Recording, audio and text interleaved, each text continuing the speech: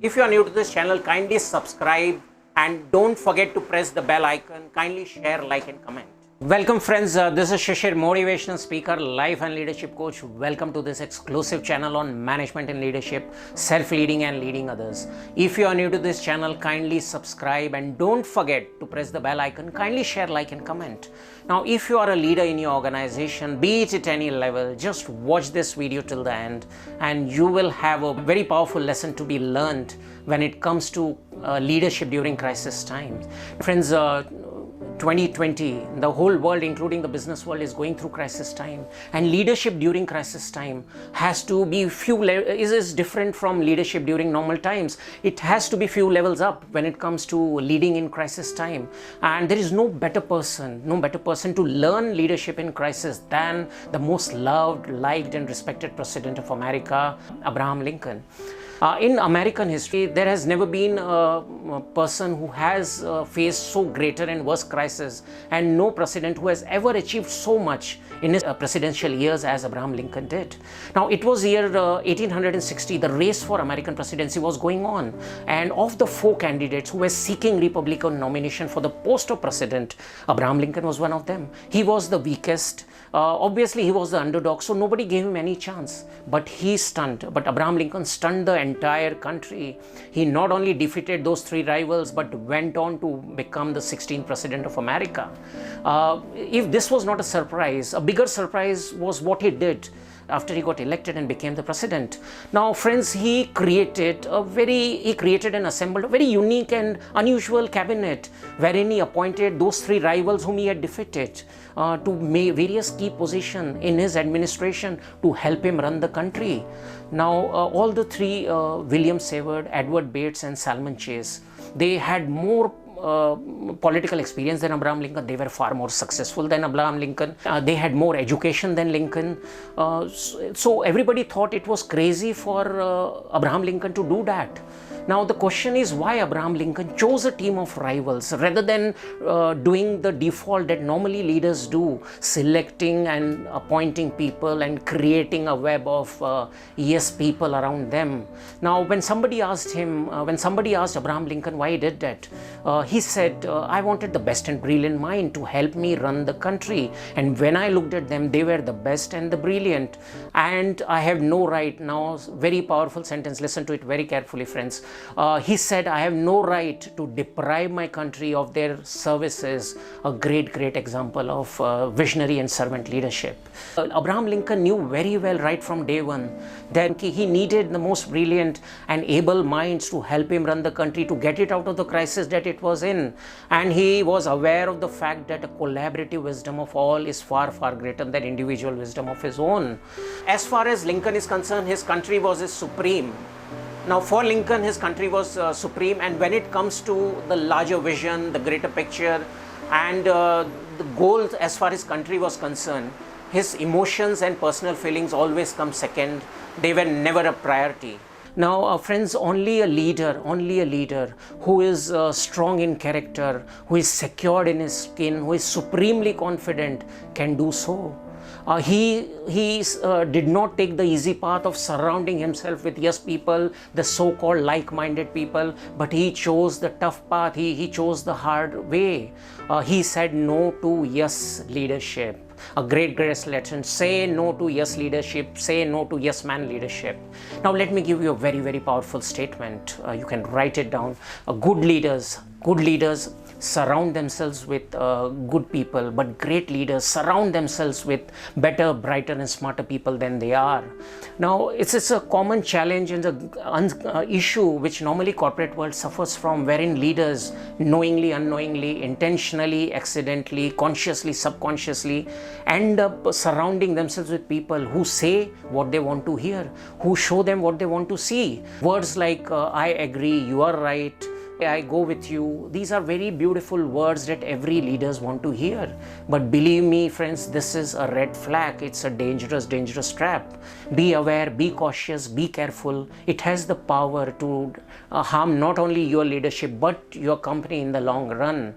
Now, there is a very beautiful shlok in Sanskrit which says, Shulabha Purushaha Rajan, Satata Priyavadinaha, Apriya Yashyatu Patyasyaha, Vakta Shrotaha Cha Durlabha. What does that mean? Now, this shlok, it says, O king, you will be surrounded by people who will say good things, pleasant things, great things about you. They will agree with you and they will blindly follow you because you have the power, position and authority. But it is very, very rare to find people who can hear and speak the bitter truth. So be one of them and surround yourself with those people.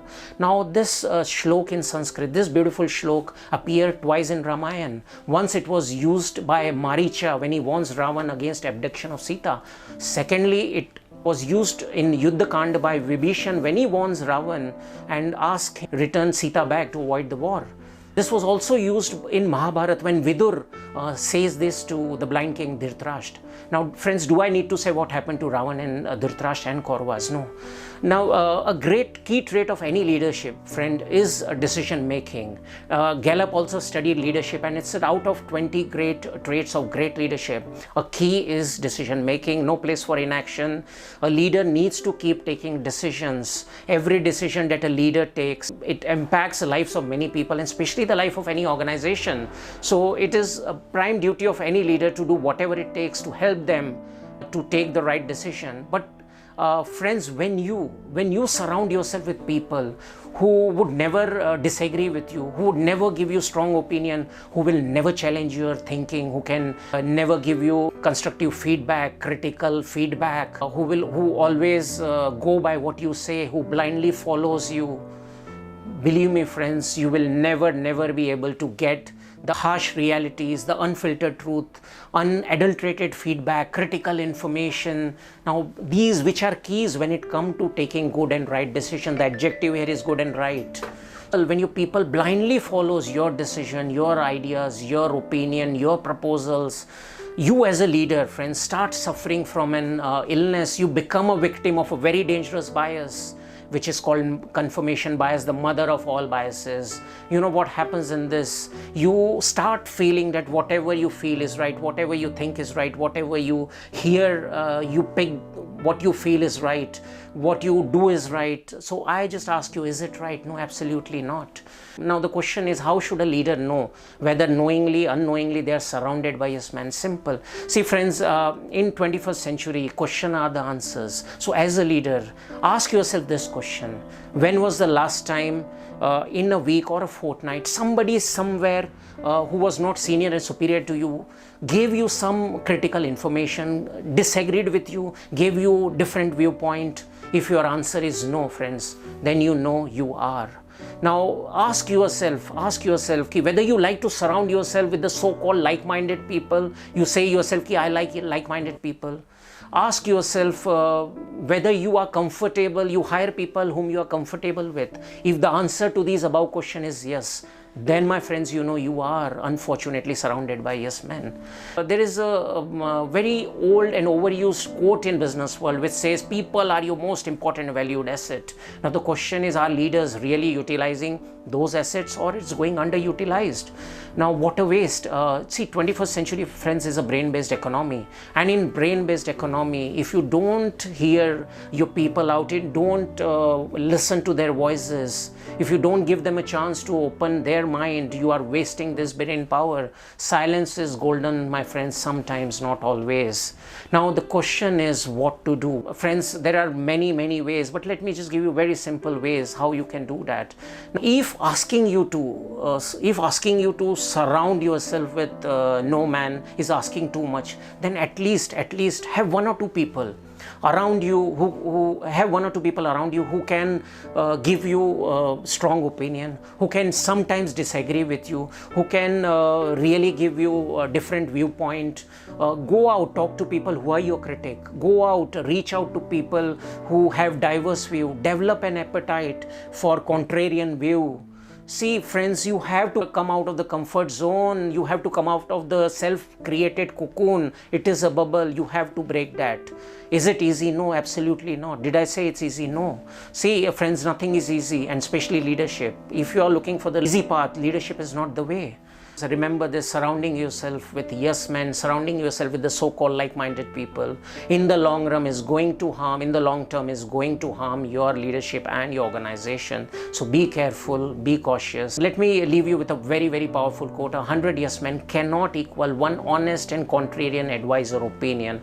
Thank you for watching this video till the end, and happy leading. And if you are new to this channel, kindly subscribe and don't forget to press the bell icon. Kindly share, like and comment. Thank you. If you are new to this channel, kindly subscribe and don't forget to press the bell icon. Kindly share, like and comment.